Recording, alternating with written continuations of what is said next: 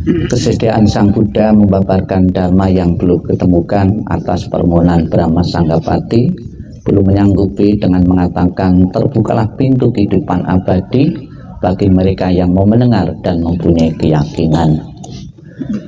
Terimalah salam di dalam Dharma, Namo Sang Hyang Adi Budaya, Namo Buddhaya. Namo Buddhaya. Yang saya hormati Bante paling jauh ini dari Kamboja, ya. Karena namanya sulit, namanya siapa ya? Bante Jan. Bante Jan. Jan, ya, Bante Jan. Kok namanya seperti Jawa ya? Jan, Bante Jan. Ya. Chan.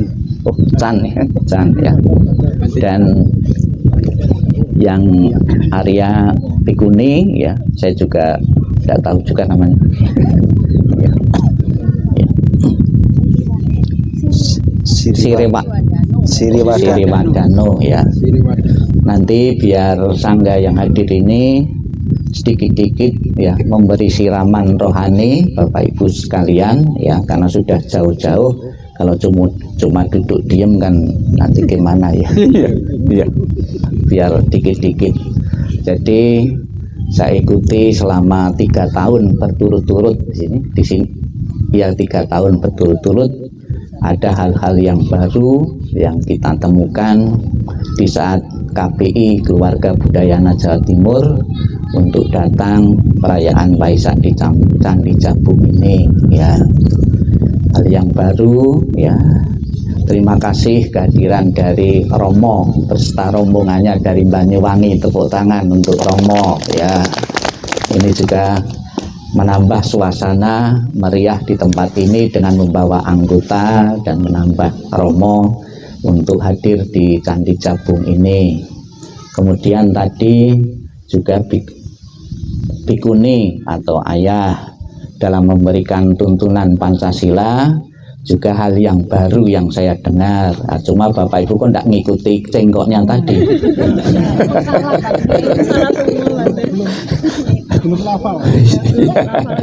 Ya, itu tadi, ya.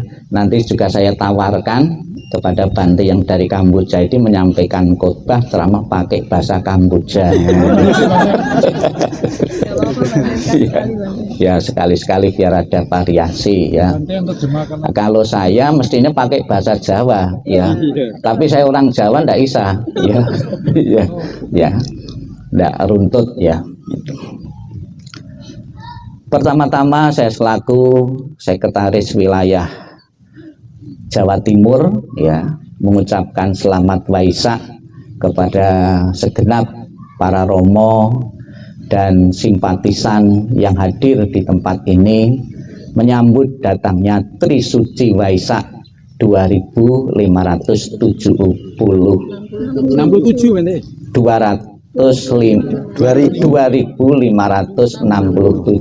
ya, Buddhis era atau TB tahun Buddhis, ya.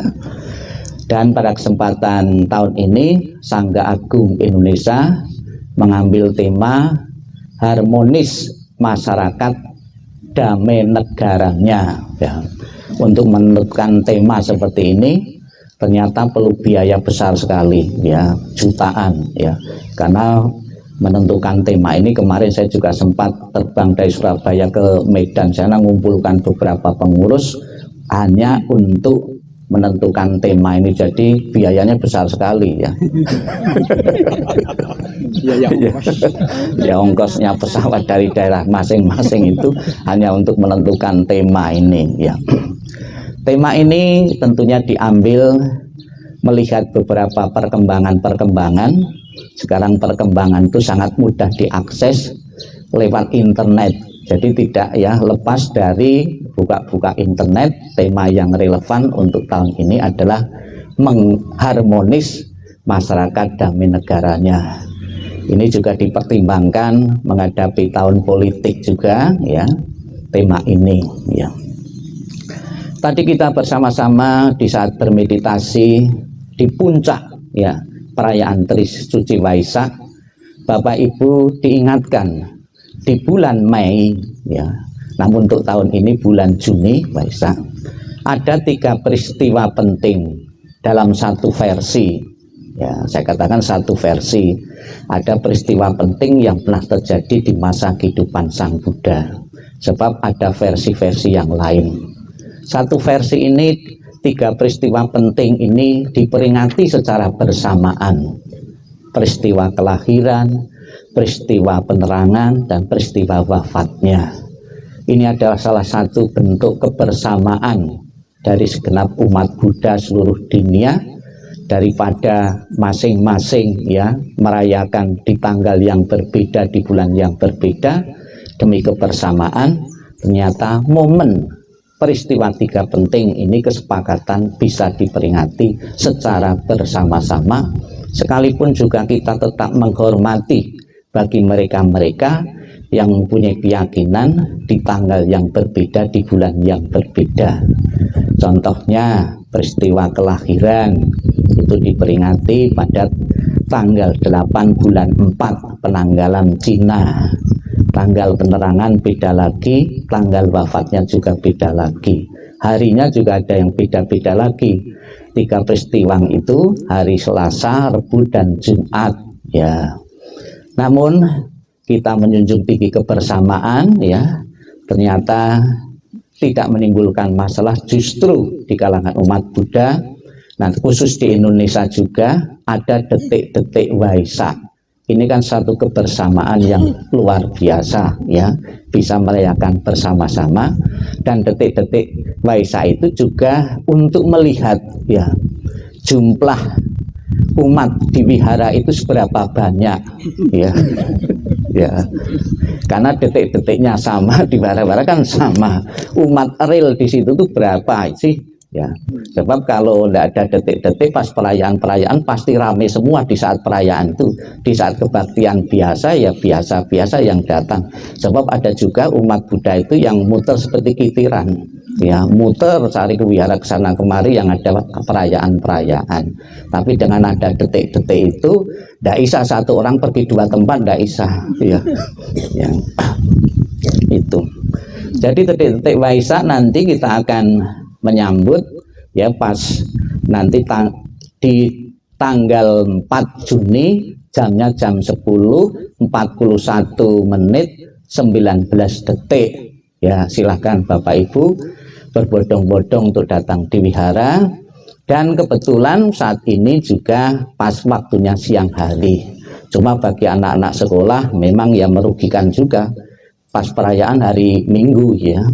Ya, liburnya mesti 2 kali dalam 1 minggu, ini cuma satu saja ya. Pas hari Minggu pas ya itu. Itu. 3 peristiwa penting yang tadi Bapak Ibu bersama-sama sudah dengarkan bersama ya, pernah terjadi di masa kehidupan Sang Buddha.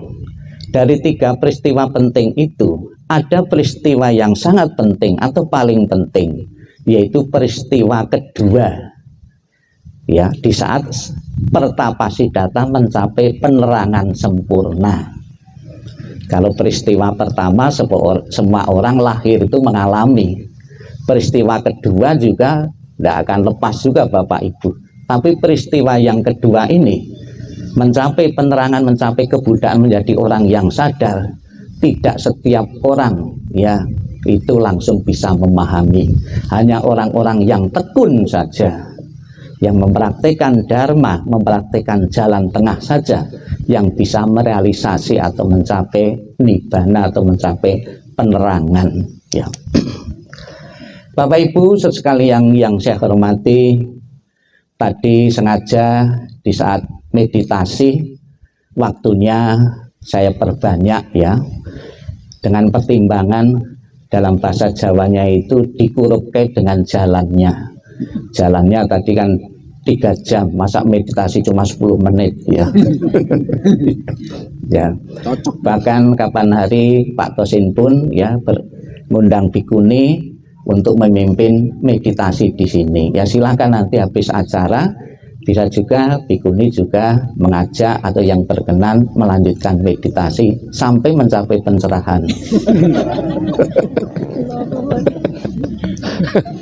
Ya. istilah pencerahan ini ya jangan diartikan seperti pencerahan Sang Buddha, jangan seperti itu. Ya, Bapak Ibu nanti pulang dari wihara tercerahkan. Yang biasanya itu 1 bulan datang ke wihara cuma 1 kali misalnya saja. Bapak Ibu tercerahkan tiap hari datang ke wihara. Ya, tiap hari atau setidaknya seminggu. Itu kan sudah menjadi manusia yang tercerahkan. Yang biasa bertengkar dengan istri, dengan suami di rumah. Begitu pulang dari sini tercerahkan. Oh, tidak bagus bertengkar itu, memalukan. Itu kan tercerahkan juga. Ya, jadi jangan dikira pencerahan itu terus kemudian nibana ya. Bapak Ibu kalau suruh nibana mungkin cepat-cepat juga tidak mau juga toh. Namun demikian Bapak Ibu mencapai pencerahan atau nibana sebetulnya itu tidak usah nunggu mati ya. Bebas dari pikiran serakah, benci dan bodoh itu tidak usah nunggu mati. Bapak Ibu sudah tercerahkan itu ya. Tuh. Bapak Ibu sekalian yang saya hormati, ada beberapa hikmah-hikmah atau makna yang dapat kita petik di saat kita memperingati 3 peristiwa penting ini. Tadi bayi Siddhartha ya, bayi ajaib Siddhartha. Kenapa dikatakan ajaib ya? Lahir bisa berjalan langsung bisa omong. Itu kan bayi ajaib itu. Mana mungkin zaman sekarang ada seperti itu ya. Itu mengatakan ya, inilah kelahiranku yang terakhir. Bapak Ibu juga harus termotivasi ya. Inilah kelahiranku yang terakhir. Seandainya Bapak Ibu berkeinginan kelahiran yang akan datang lagi, bukan karena karma, bukan karena perbuatan Bapak Ibu, namun karena kekuatan tekad.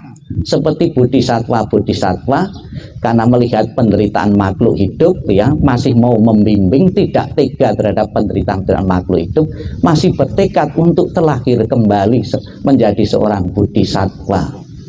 Namun apabila Bapak Ibu cita-cita menjadi arahat, semoga kelahiran saat ini kelahiran yang terakhir. Ya, bagaimana agar menjadi kelahiran yang terakhir kehidupan kita sebagai manusia ini, yaitu mempraktekkan jalan tengah atau sila, samadhi dan panya. Ya, itu yang pertama. Tekad untuk tidak terlahir kembali.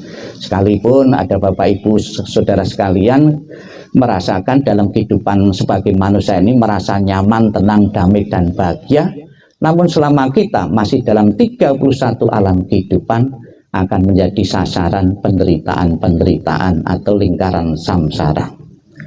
Kemudian hikmah yang kedua, Bapak Ibu,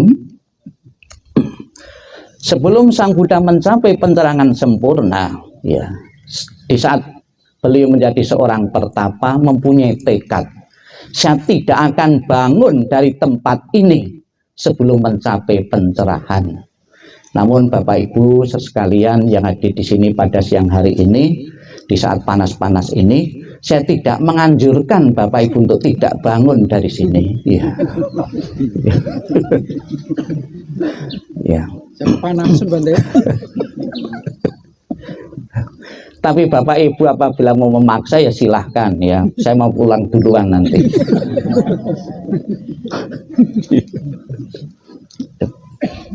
Ya. Jadi satu tekad, saya tidak akan berhenti berjuang ya untuk mencapai pencerahan. Akhirnya dari tekad yang kuat yang membaca itu, tekad itu tidak sia-sia, akhirnya pertapa Siddhartha mencapai menjadi tujuannya itu pencerahan, menjadi manusia sadar. Kemudian hikmah yang ketiga ya, di saat Sang Buddha parinibbana ya, beliau berpesan kepada murid-muridnya, buatlah dirimu menjadi penopang diri sendiri, pelindungan diri sendiri, jadikanlah Dhamma bukan hal lain sebagai pelindunganmu, Dhamma sebagai pelindunganmu. Jangan pernah berpikir di luar Dhamma itu ada bebas kelahiran atau mencapai pencerahan. Jangan pernah berpikir ya. Yakinlah sepenuhnya akan jalan tengah yang telah ditunjukkan oleh Sang Buddha sebagai penopang, sebagai juru selamat yang menuntun Bapak Ibu untuk mengatasi penderitaan. Demikianlah Bapak Ibu makna yang perlu